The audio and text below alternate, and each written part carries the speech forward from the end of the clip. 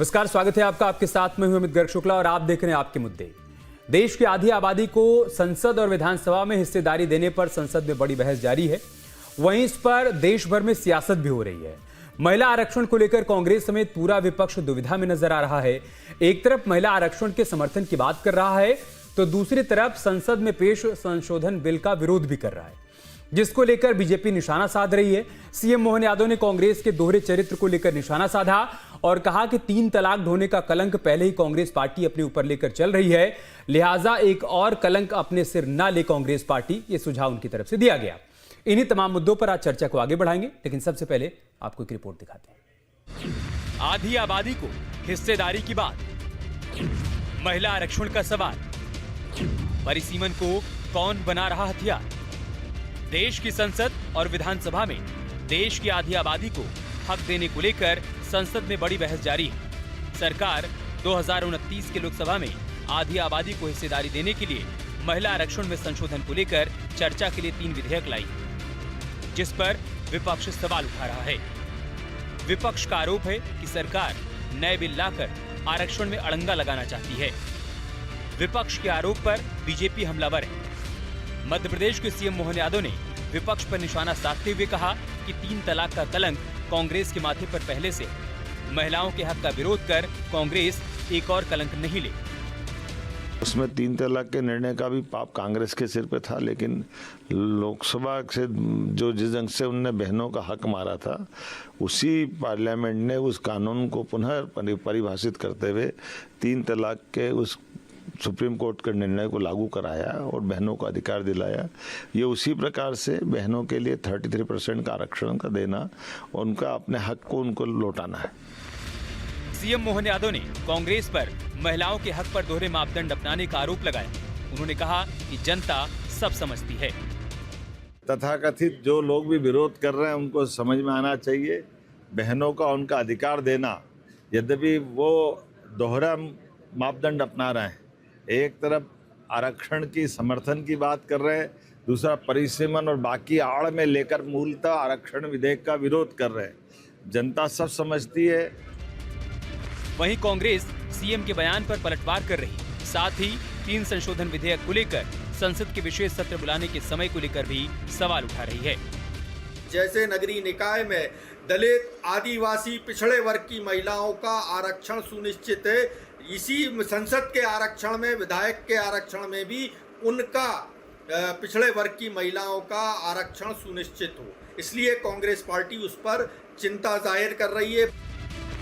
सरकार ने मंशा साफ कर दी, महिला आरक्षण 2011 की जनगणना के आधार पर 2029 के चुनाव से लागू हो। लेकिन विपक्ष को डर है कि आगामी चुनाव में बीजेपी महिला वोट का फायदा उठाना चाहती है। लेकिन सवाल है कि विपक्ष के इस विरोध का देश की आधी आबादी के बीच क्या संदेश जाएगा। Team news studio.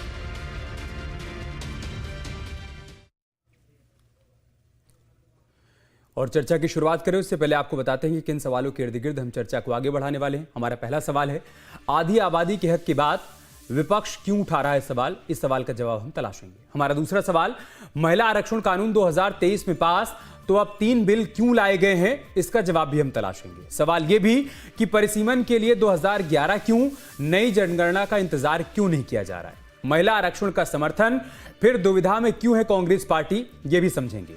साथ ही सवाल यह भी कि महिला आरक्षण का सवाल, परिसीमन को कौन बना रहा है ढाल। इन्हीं तमाम सवालों के इर्द गिर्द चर्चा को आगे बढ़ाएंगे। मेहमानों से आपका परिचय करवाएं उससे पहले आपको बताते हैं कि किस तरीके के रिएक्शन इस पूरे मसले पर सामने आए। कांग्रेस पार्टी का यह कहना है कि अगर आप ये कह रहे हैं कि आगे चलकर परिसीमन करना है तो जनगणना के आधार पर ही जब आप परिसीमन कर लेंगे उसके बाद आप आरक्षण को लागू करिए, और अगर 2023 में आपने जो बिल पास करवा लिया है उसके आधार पर करना है तो फिर आप विलंब क्यों कर रहे हैं। साथ ही समाजवादी पार्टी कह रही कि अगर निकाय चुनाव में पिछड़ा वर्ग को आरक्षण है तो फिर इसमें क्यों नहीं। मेहमानों से आपका परिचय करवा देते हैं, उसके बाद चर्चा हुआ आगे बढ़ाते हैं। गरिमा शर्मा जी हमारे साथ जुड़ चुके हैं, आप संविधान विशेषज्ञ हैं। डॉक्टर अशोक त्रिपाठी जी हमारे साथ जुड़ चुके हैं, आप राजनीतिक विश्लेषक हैं। स्वाति गौर चोपड़ा जी हमारे साथ जुड़ चुके हैं, प्रवक्ता है मध्य प्रदेश भारतीय जनता पार्टी की। प्रवीण धौलपुरे साहब जुड़ चुके हैं, प्रवक्ता है मध्य प्रदेश कांग्रेस पार्टी के। बहुत स्वागत है आप सभी का चर्चा का हिस्सा बनने के लिए। स्वाति जी, मैं शुरुआत आपसे कर रहा हूं। 2023 में महिला आरक्षण बिल आप लोगों ने पास करवा लिया, इसका स्वागत हुआ, अभिनंदन हुआ, महिलाएं भी खुश हुई। हम लोगों ने खूब डिबेट किया और कहा कि आधी आबादी को पूरा हक मिल गया। आपने कहा कि 2029 के लोकसभा चुनाव के समय इसे लागू किया जाएगा। तो अगर सब कुछ हो गया 2023 में, तो फिर सवाल यह है कि अभी 2026 में जो हो रहा है ये क्यों हो रहा है? मतलब ये जो बिल लाए गए हैं ये क्यों लाए गए हैं? इन बिलों का आधार क्या है? इन बिलों की जो प्रमुख बातें हैं हम चाहते हैं कि आप आसान करके बताइए ताकि हम समझें और हमारे जरिए हमारे दर्शक भी समझें। देखिए, 3 बिल जो आज लाए गए हैं, मैं आपको ये बताना चाहूंगी कि ये तीनों अलग अलग तरह के बिल हैं और जो सरकार जो चाह रही है कि बिना डिले के जो हमारा महिला शक्ति वंदन अधिनियम है वो लागू हो जाए। और इसका मेन विषय ये है कि 2023 में ये बिल पास हो गया था। परिसमन की एक शर्त उसमें थी, अगर उसको हम हटाते हैं तो ये तत्काल प्रभाव से लागू हो जाएगा। और ये जरूरी भी है क्योंकि अगर हम वेट करेंगे तो आगे पहले कांग्रेस ने ही इल्जाम लगाया था कि बहुत साल निकल जाएंगे, ये कब लाएंगे, ये सिर्फ बातें कर रहे हैं, चुनावी घोषणाएं हैं। अब जब सरकार सही में उसको करना चाह रही है और उसके साथ जो भी इफ्स एंड बट्स हैं उनको रिमूव करना चाह रही है, तो ये एक अच्छा कदम है, एक अच्छी पहल है। तो इसके साथ मुझे लगता है कि सबको जो है अपने हाँ में हाँ मिलाने का एक बहुत इजी ये चीज थी और बहुत डिमांडेड थी। I think it is the need of the our also कि हम वुमेन रिजर्वेशन बिल को आगे ले जाएं। वन सेकंड स्वाति जी, आप ये कह रही हैं कि सरकार जो है 2029 तक महिलाओं को इंतजार नहीं करवाना चाहती है, उससे पहले इसको लागू करना चाहती है। मतलब ये कि उससे पहले जिन जिन राज्यों में विधानसभा चुनाव होगा, आप ये कह रही कि वहां पर महिलाओं को 33% आरक्षण मिल पाए, इस वजह से ये संशोधन बिल लाया गया, यही कह रही हैं आप? देखिए, प्रक्रिया जो होती है ये अभी लंबी होगी। अगर आज हम इसको पास करते हैं तो 2029 में जब महिलाएं आएंगी तो उनको अपना हक मिलेगा, 33% आरक्षण तब लागू हो जाएगा। अभी करने का मुझे लगता है कि ये जो पूरा एक कांग्रेस ने आज ब्लेम गेम किया है। नहीं, अभी कांग्रेस पे मत जाइए, अभी कांग्रेस पे मत जाइए, अभी इसी पर है स्वाति जी। आप समझ गई हैं, इसलिए मैं चाहता हूं कि आप हमें भी समझाइए, दर्शकों को भी समझाइए। आप ये कह रही कि 2029 में सरकार इसको लाना चाहती है, तो ये बात तो आपने 2023 में भी कही थी, इसलिए मैं जानना चाहता हूं। और रही बात ये कि अगर आप डिले नहीं करना चाहती हैं तो फिर 2023 में सवाल पूछा गया था कि आप 2024 में क्यों नहीं लागू कर दे रहे हैं। दूसरी बात, अगर आप 2011 की जनगणना के आधार पर इसको कर रहे हैं तो कांग्रेस पार्टी या फिर विपक्ष ये कह रहा है कि अगर आप जनगणना करवा ही रहे हैं तो नई जनगणना का इंतजार कर लीजिए, उसके आधार पर करिए। अगर 2029 से ही करना है तो नई जनगणना के आधार पर करिए ना, फिर पेच क्या है इसमें? देखिए, सिंपल सा विषय है कि अब जैसे वो बोल रहे हैं कि सीटें आपने 850 कैसे तय कर ली। बात सीटों की नहीं हो रही, 33% आरक्षण है। जितना भी टोटल नंबर ऑफ सीट्स होंगी उनका 33% आरक्षण दिया जा रहा है महिलाओं को। तो सीटें 500 हो, 600 हो, 700 हो या 800 हो, उससे फर्क नहीं पड़ रहा है। ये जो सीटों पे आ गए हैं ये एक तरह की गलत राजनीति कर रहे हैं। 33% आरक्षण मतलब एक महिलाओं को उनका हक दिया जा रहा है कि भाई जितनी भी सीटें होंगी उसमें महिलाएं इतनी आके अपनी एक जो उनका नेतृत्व है। मैं माफी के साथ आपको इंटरप्ट कर रहा हूं और ये कह रहा हूं स्वाति जी, मेरे सवाल का जवाब अब भी मुझे नहीं मिला। मान लीजिए इस डिबेट से ठीक पहले मुझसे किसी ने पूछा था कि अगर 2029 से महिला आरक्षण लागू होना है और 2023 में बिल पास हो गया है तो ये वाला जो बिल आया है ये क्यों आया है? इस सवाल का मैं उसको क्या जवाब दूं? मैं आपसे ये पूछ रहा हूं। देखिए, मैं आपको यही बोल रही हूँ कि परिसीमन एक लंबी प्रक्रिया है। परिसीमन जब वो परिसीमन होगा तब वो हो जाएगा। उसके लिए हम महिला आरक्षण बिल को क्यों रोके? We are discussing 2 different topics यहाँ पर कि जब जनगणना हो जाएगी। मैडम, आप ही तो 2 बात कह रही हैं। आप ये कह रही हैं कि क्यों रोकें और फिर आप ये भी कह रही हैं कि लागू ही 2029 से होगा, तत्काल प्रभाव से लागू हो जाएगा। मैं ऐसा कह रही हूँ आपको कि आने वाला कोई भी चुनाव मतलब 29 के लोकसभा चुनाव से पहले जिन राज्यों में विधानसभा चुनाव होगा वहां पर ये लागू हो जाएगा, आप ये बात कह रही हैं? एग्जैक्टली। अभी से हम क्यों वेट करें? चुनाव तो देश में आते जाते रहेंगे सर, आते हैं, हर साल होते हैं। प्रवीण धौलपुरे साहब, क्यों चाहते हैं आप लोग कि आधी आबादी को पूरा अधिकार ना मिले? क्यों उनको लंबा इंतजार करना पड़े?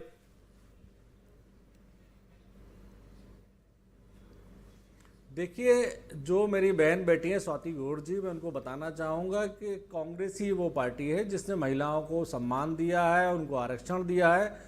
मध्य प्रदेश वही राज्य है जो कांग्रेस शासन में 50% आरक्षण मध्य प्रदेश में महिलाओं को लेके किया था, कांग्रेस नहीं किया था। और उसका उदाहरण है कि हम राजस्थान भी, छत्तीसगढ़ भी और मध्य प्रदेश, तीनों जगहों पर हमने महिलाओं को सम्मान दिया है। लेकिन जिस आज विधेयक की बात हो रही है, अगर इनकी मंशा उसको करने की होती तो क्यों नहीं इन्होंने 2023 के बाद 2024 में उस पर चुनाव लड़ा? क्यों नहीं उस पर आरक्षण को लाभ दिया? ये लोग सिर्फ इतना दिखाते हैं कि महिलाओं के लिए काम करने वाली ये सरकार है। आज अगर आप देखें तो भविष्य में आपने देखा होगा कि जितना इतिहास हमारा रहा है, कांग्रेस ने जितना जो कुछ किया है वो महिलाओं के लिए किया है।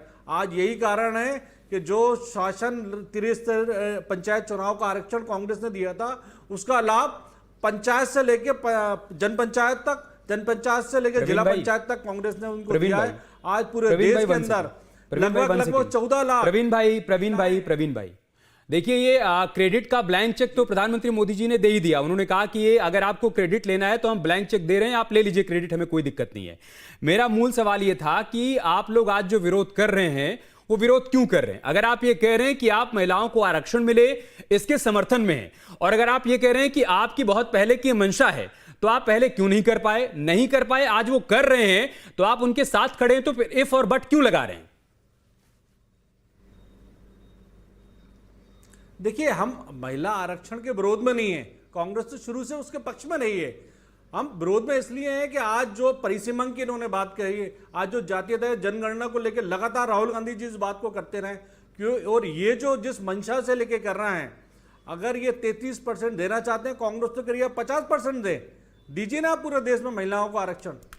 विषय प्रवीण भाई, हो सकता है आपको बुरा लग जाए, 2011 में आपकी सरकार थी जब जनगणना हुई थी, आपकी सरकार थी, आपने जाति जनगणना क्यों नहीं करवा ली? उसके बाद जब आपने जनगणना करवा ली तो 2014 के लोकसभा चुनाव से पहले आप ले आते 33% आरक्षण, या फिर जैसा आप कह रहे हैं कि 50%, तो आप 50% ले आते, तब ये बाधक बनते तो 2014 में एक्सपोज हो जाते। आपने ये सब नहीं किया, अब वो लेकर आ रहे हैं तो आप उसमें इफ बट लगा रहे हैं और ये कह रहे हैं कि हम हमारी मंशा थी, हम कर नहीं पाए, वो अलग बात है। देखिए, पहली बार 1996 में यही कांग्रेस पार्टी है जिसने इस बिल को लेकर आई थी। उसके बाद लगातार इस पे काम हुआ और 2010 में कांग्रेस ने इसको राज्यसभा में पास भी करवाया, लेकिन राजनीतिक असहमति की वजह से लोकसभा में उसको पास नहीं करवा पाए। 2011 की जो आप जाति आधारित जनगणना की बात कर रहे हैं, हम तो चाहते थे 14 में उसमें चुनाव हो, और हम तो आज भी चाहते हैं, और राहुल गांधी जी तो इस बात को पूरे देश में कह रहे हैं कि जो अधिकार है जाति आधारित लोगों का, उनको दीजिए ना आप। ठीक है, जो शोषित है, वंचित है, जो वर्षों से अधिकार मांग रहे हैं, आप दीजिए ना उनको। अशोक त्रिपाठी जी, चूंकि आप एक वरिष्ठ पत्रकार हैं सर, मैं चाहूंगा कि आप आसान करके दर्शकों के मन में उठे सारे सवालों का जवाब दीजिए। आप ये बताइए कि अभी सरकार जो बिल लेकर आई है वो 2023 से क्यों और कितना अलग है, कैसे अलग है? क्या 2023 में इस बाधा को दूर नहीं किया जा सकता था, जिसका जिक्र स्वाति जी कर रही हैं कि चूंकि परिसीमन वाली, डिलिमिटेशन वाली उसमें एक बाधा थी, उसको दूर करना है, इसलिए सरकार ये संशोधन बिल लेकर आई है, तो तभी उस बाधा को दूर कर देते, तब क्यों नहीं किया? मैं चाहता हूं सर आसान करके सारे सवालों को आप जवाब दीजिए। देखिए, भारतीय जनता पार्टी के नेतृत्व ने जो महिला आरक्षण बिल को आज विशेष सत्र के द्वारा पास करने के लिए प्रयत्न किया, ये वाकई काबिले तारीफ है, क्योंकि जहां पे संख्या बल होगा, लोकतंत्र में सत्ता की चाबी उसी के पास होगी। क्योंकि भारतीय जनता पार्टी ने अपने 2014 से लेकर के आज तक की यात्रा का आकलन किया, और आकलन करने पे उसने पाया कि उनकी संख्या बल इंप्रूव हुआ या डिक्रीज हुआ, तो उन्हें इस बात का ध्यान आया कि हम क्यों ना कुछ ऐड ऑन करें। तो उन्होंने महिला बिल, जो बहुत पहले शायद देश की आजादी के साथ जब ये बिल्स आए कि किसको क्या मिलेगा, तो पुरुष और स्त्री दोनों समान है और दोनों की मताधिकार समान है। तो जब आरक्षण का पाशा फेंका गया, इस राष्ट्र के विकास के लिए नहीं, विकास तो केवल दिखावा था, बेसिकली सत्ता हासिल करने की चाबी थी। तो इसीलिए जाति आधारित जनगणना, जाति आधारित और धर्म आधारित लोगों ने आरक्षण का मुद्दा रखा कि किसको क्या परसेंटेज मिलेगा। तो मेरा केवल और केवल इस डिबेट में आपके माध्यम से जो भारत की आम जनता तक ये कहना है कि नरेंद्र भाई मोदी की सरकार ने एक पहल जो की है वो अपने लॉसेस को कवर करेंगे और महिलाओं का उत्थान हो। बेसिकली एक रणनीति के तहत ये बात तो सबको समझ में आ जाएगी और हमारी माताएं, हमारी बहनें प्रसन्न होकर के डेफिनेटली, अगर टोटल जनसंख्या का तकरीबन 80% लोगों ने भी वोटिंग की, जो 50% आबादी है महिला की, तो आप ये समझ लीजिए कि जो लॉस ऑफ सीटें हुई हैं वो कवर हो जाएंगी खाली। और ठीक है सर, अभी कोटा विद इन कोटे की जो मांग हो रही है उस पर भी मैं चर्चा को आगे बढ़ाऊंगा, लेकिन उससे पहले गरिमा जी को शामिल कर लूं।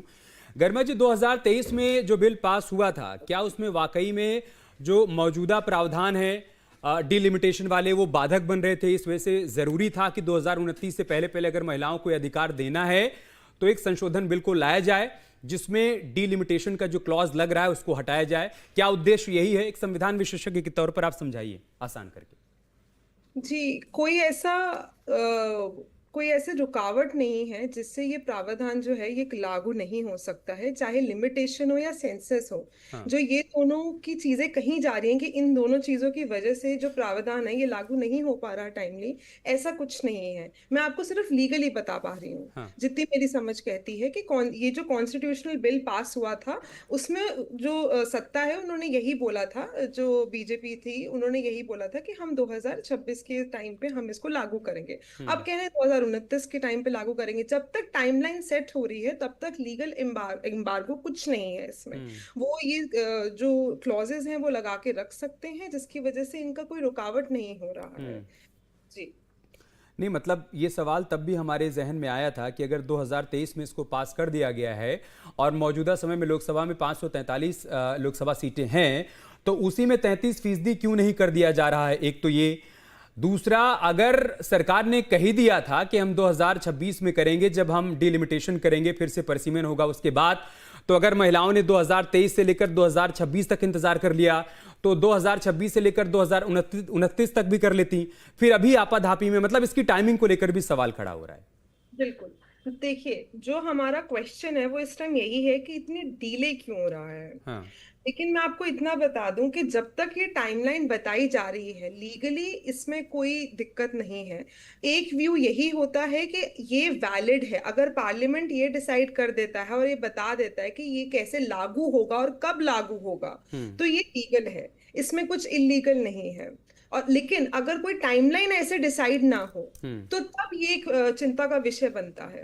इसमें मैं आपको एक और चीज बता देना चाहती हूँ कि अगर कुछ लोगों को ऐसा लग रहा है कि इसमें कुछ ना कुछ दिक्कत है, ऐसे प्रावधान लगाने में कुछ गड़बड़ है और ये हमेशा ही कब लागू होगा इसको खींचा जा रहा है, 2 बारी हो चुका है, तो वो बेशक कोर्ट में अप्लाई कर सकते हैं, पिटिशन डाल सकते हैं और कुछ इसके ग्राउंड्स होते हैं जिसकी वजह से वहां पे फाइलिंग की जा सकती है। जिसमें वो पहला कह सकते हैं कि इसमें आर्बिट्रेरीनेस है, जिसका मतलब ये है कि कोई फ्यूचर टाइमलाइन डिसाइड ठीक से की नहीं जा रही है। जब इलेक्शन सर पे आ जाते हैं तब ये बोल देते हैं कि ये लागू होगा, और ये लेकिन बोल देते हैं कि अगर सेंसस और डिलिमिटेशन हो जाएगा अप्लाई, उसकी कंडीशन के बेसिस पे हम लोग वुमेन्स रिजर्वेशन बिल जो है वो पास कर देंगे। तो ऐसा एक क्लेम किया जा सकता है। दूसरा, वो यही आर्टिकल 14 और 15(3) जो है हमारा, वो यही कहता है कि इक्वालिटी होनी चाहिए। इसके अंदर इक्वालिटी हम लोग कैसे क्वेश्चन कर सकते हैं कि तो पिछले 8-9 सालों से इक्वालिटी क्यों नहीं आ रही है? ये कंडीशनल क्यों बनाया हुआ है बिल? ये मैं आपको सिर्फ लीगली बता पा रही हूँ कि ये ऐसे पॉइंट रेज करे जा सकते हैं। आपके स्वाति जी, इन सारे सवालों का जवाब, जितने सवाल अभी तक पूछे गए पैनल में, उसका जवाब दीजिए। और सवाल ये भी कि विपक्ष ये कह रहा है कि अगर आप निकाय चुनाव में पिछड़ा वर्ग को आरक्षण दे सकते हैं तो फिर विधानसभा चुनाव, लोकसभा चुनाव में क्यों नहीं? मतलब कोटा विद इन कोटा आप ओबीसी वर्ग को क्यों नहीं दे सकते हैं? ये उनका सवाल है। देखिए, कांग्रेस हर चीज में अगर जाति जनगणना, जात पात ले आती है, उसके बाद वो टेरिटरी लेकर आ रही है कि दक्षिण में सीटें कम हो जाएगी, उत्तर में ज्यादा हो जाएगी। एक ही देश को इतना बांटने का प्रयास क्यों कर रही है कांग्रेस? ये एक यूनिफॉर्म चीज अगर हम कर रहे हैं 33% आरक्षण में, जैसे अभी समाजवादी पार्टी के यादव जी ने बोला कि इसमें मुसलमानों को भी हक दीजिए, मुसलमान महिलाओं को हक दीजिए। अरे यहाँ पर बात हो ही नहीं रही। संविधान में कहीं भी ये नहीं लिखा है कि आपको जात से किसी को देना है टिकट। जातिगत निर्णयों पे आना, लोगों को बांटने की मानसिकता लाना, भड़काऊ भाषण देना, और उत्तर में सीटें कम हो रही है, दक्षिण में सीटें कम हो जाएगी, टेरिटरी वाइज बांटना, जब एक सिंपल फंडा है नारी शक्ति वंदन अधिनियम, जो बहुत टाइम से बहुप्रतिलक्षित है, आरोप प्रवृत्ति है। नहीं स्वाति जी, ये तो आपको मालूम है ना कि निकाय चुनाव में ये आरक्षण व्यवस्था है जिसमें पिछड़ा वर्ग को भी आरक्षण मिलता है, और जो मौजूदा नारी शक्ति वंदन अधिनियम है उसमें भी SC ST के लिए है। तो उनका कहना है कि अगर निकाय चुनाव में ये वाली व्यवस्था है पिछड़ा वर्ग के लिए तो फिर इसमें क्यों नहीं? देखिए, अब क्या होता है कि जैसे अभी वो हमारे माननीय मोदी जी ने भी वहां पर बोला और अमित शाह जी ने भी बोला कि जिस प्रकार से ये बात कर रहे हैं कि निकाय चुनाव को कंपेयर कर रहे हैं विधानसभा से और लोकसभा से, तो उनका ये कहना है कि आप इन दो चीजों को अलग रखिए। पहली चीज तो 50% आरक्षण जब महिलाओं को यहाँ पर मिला था तो उस परिस्थिति के अंदर ऐसा हुआ था कि ऐसा भी बोला जा रहा है कि उनको तब अब इनको डर लग रहा है कि हमारी सीट भी हाथ से चली जाएगी। इनको चुनाव का तो इंटरेस्ट है ही नहीं कि पंचायत चुनाव इनको लड़ने हैं कि नगर निगम नगर परिषद इनको लड़ना है। यहाँ पर आके ये अपने लिए चिंता पाल रहे हैं, उसमें अगर जो भी निर्णय होंगे वो विधिवत होंगे, नियम अनुसार आगे बढ़ रहे हैं और सारी चीजों को कॉन्स्टिट्यूशन को ध्यान में रख के आगे बढ़ रहे हैं। प्रवीण भाई, आप लोग ये जो जिस भी क्लॉज के तहत बाधा डालने का काम कर रहे हैं, मतलब अटकाने भटकाने लटकाने का प्रयास कर रहे हैं, उस पर मुख्यमंत्री डॉक्टर मोहन यादव ने कहा कि 3 तलाक वाला कलंक पहले से आप लोगों के सिर पर है, शाहबानो वाला, एक और कलंक आप लोग मत लीजिए। अगर इस बार महिलाओं को पूरा अधिकार दिया जा रहा है तो आप देने दीजिए। दूसरी बात जो मांग आप लोग कर रहे हैं पिछड़ा वर्ग के लिए आरक्षण की, तो उस पर गृहमंत्री की तरफ से कहा गया है कि आपको जितनी सीट देनी है आप पिछड़ा वर्ग को दे दीजिए, आप उतने प्रत्याशी उतार दीजिए, किसी ने आपको रोका नहीं है। आप अगर मुस्लिम समुदाय को मतलब धर्म के आधार पर आरक्षण की मांग कर रहे हैं तो ऐसी कोई व्यवस्था संविधान में है नहीं, आपका मन कर रहा है देने को आप दे दीजिए, आपको किसी ने रोका नहीं है। तो फिर ये सारी बातें कर कर अटकाने भटकाने लटकाने का प्रयास क्यों कर रहे हैं आप लोग?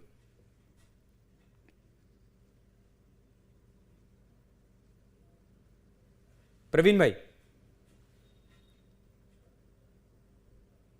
जी बिल्कुल, मैं सुन पा रहा हूं जी। ये देखिए, 3 तलाक वाले मामले को ये भटकाने काम ना करे भारतीय जनता पार्टी। हम तो कह रहे हैं महिलाओं को अब आरक्षण देना दीजिए ना। अभी मेरी बहन जिस OBC महिलाओं को आरक्षण की बात कर रही थी, बताओ कि 74वां संविधान संशोधन जो हुआ था उसके अंदर 33% जो आरक्षण दिया गया था, उसका एक जीवंत उदाहरण के भोपाल राजधानी में जो महापौर है वो OBC वर्ग से आती है और आज वो भारतीय जनता पार्टी की, तो उसका लाभ उनको मिला है ना। हम यही चाहते हैं कि पूरे देश में महिलाओं को आरक्षण का लाभ मिले। 33 नहीं 50 दीजिए, स्वागत करते हैं हम आपका, लेकिन जो मंशा आपकी है वो आप क्लियर करिए। आप समझे नहीं प्रवीण भाई, मैं कह रहा हूं कि अगर वो पिछड़ा वर्ग को 1 सेकेंड, अगर मान लीजिए प्रवीण भाई सुन लीजिए, क्लियर होने दीजिए इस बात को। अगर मान लीजिए पिछड़ा वर्ग के लिए ऐसी कोई व्यवस्था उसमें नहीं है आप ये कह रहे हैं, और आपकी इच्छा है कि आप देना चाहते हैं पिछड़ा वर्ग से लोगों को टिकट, आप दीजिए ना, और उनको जाके आप एक्सपोज कर दीजिए कि देखिए इन्होंने नहीं दिया पिछड़ा वर्ग से लोगों को टिकट, हमने दिया है, आप हमारे प्रत्याशियों को जिता दीजिए। उसके बाद आप मैसेज दीजिए पिछड़ा वर्ग को कि देखिए हमने इतने लोगों को टिकट दिया पिछड़ा वर्ग से और आपने इनको विजयी बनाया, हम ही असली हितैषी हैं पिछड़ा वर्ग के। तो आपके पास तो ये मौका है क्रेडिट लेने का। बिल्कुल निश्चित रूप से कांग्रेस उनको अधिकार देगी, उनको टिकट देगी और उनको लोकसभा, संसद, विधानसभा हर जगह पहुंचाने का हम काम करेंगे। पूर्व में भी करते रहे हैं। आज जो पूरे देश के अंदर 14 लाख पार्षद और पंचायत के अंदर जो महिलाएं जीत के आई हैं वो कांग्रेस की देन है, ये भारतीय जनता पार्टी की देन नहीं है।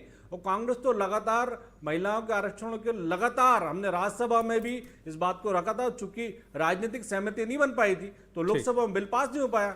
लेकिन जब 10 साल आप सत्ता में रहे और आप सहमति नहीं बना पाए तो ये तो आपका फेलियर है ना। अगर आप वाकई में चाहते थे महिलाओं को आरक्षण का लाभ मिले, आधी आबादी को पूरा अधिकार मिले, और आप 10 साल में सहमति नहीं बना पाए तो ये आपका फेलियर है। ठीक है, मैं आपके पास आ रहा हूं अशोक त्रिपाठी जी। सर, दोनों ही पॉइंट है, इस पर आप क्लियर कर दीजिए, समझा दीजिए कि एक तो ये कि क्या पिछड़ा वर्ग को भी मतलब कोटा विद इन कोटा रखा जा सकता है क्या, एक बात ये। दूसरा, अगर आधी आबादी को पूरा अधिकार देने की बात कही जा रही है तो फिर 50-50% क्यों नहीं, जो कांग्रेस पार्टी की तरफ से कहा जा रहा है, क्या ये हो सकता था क्या? देखिए, मैं आपके माध्यम से यही कह सकता हूं कि सत्ता हासिल करने के लिए केवल भारत को बांटने की सोच, चाहे वो जाति आधारित हो, चाहे धर्म आधारित हो, चाहे जनसंख्या में आधी आबादी का नाम हो, हम भारतीय हैं पहले, पुरुष और स्त्री उसके बाद है। हमें अगर आधी आबादी को आजादी देनी है, उन्हें अगर मेन फ्रंट पे लाना है, तो इस सरकार ने, भारतीय जनता पार्टी की सरकार ने कम से कम हिम्मत दिखाया। ये बात अलग है कि उनकी अपनी क्या मंशा है, परंतु मैं आपके समक्ष दावे के साथ कह सकता हूं कि भारत की जनता के हर एक प्राणी, चाहे वो पुरुष हो स्त्री हो, ये बात अब समझने लगा है, ठीक है सर। कि राजनीतिक पार्टियां केवल और केवल बांट करके सत्ता में बने रहने के लिए ये जुगनू चला रही है। अब बांटने वाली राजनीति नहीं चल पाएगी। समय समाप्त हो रहा है, हमें खत्म करना पड़ेगा। देखिए, मंशा क्या है वो भविष्य तय करेगा, लेकिन इच्छा शक्ति सरकार ने दिखाई, इसमें कोई दो राय नहीं है। हाँ, आधी आबादी ये कह रही है कि अगर आप हमें पूरा हक देने की बात कर रहे हैं तो फिर इंतजार क्यों करवा रहे हैं। 2023 से 2026, फिर 2026 से 2029 बार बार बिल लाया जा रहा है। क्या कोई डेडलाइन भी तय की जा सकती है क्या? अगर नक्सलवाद के खात्मे की डेडलाइन तय हो सकती है, अगर 500 और 1000 के नोट को लीगल टेंडर से आउट करने की डेडलाइन तय हो सकती है, तो फिर महिला आरक्षण लागू करने की डेडलाइन क्यों नहीं तय की जा सकती है? ये स्वाति जी का सवाल है, यही सवाल फिलहाल गरिमा जी का भी है और यही सवाल आधी आबादी का भी है। बहुत बहुत शुक्रिया आप सभी का हमारे साथ जुड़ने के लिए, चर्चा का हिस्सा बनने के लिए। खबरें जारी हैं, आप बने रहे हमारे साथ। नमस्कार।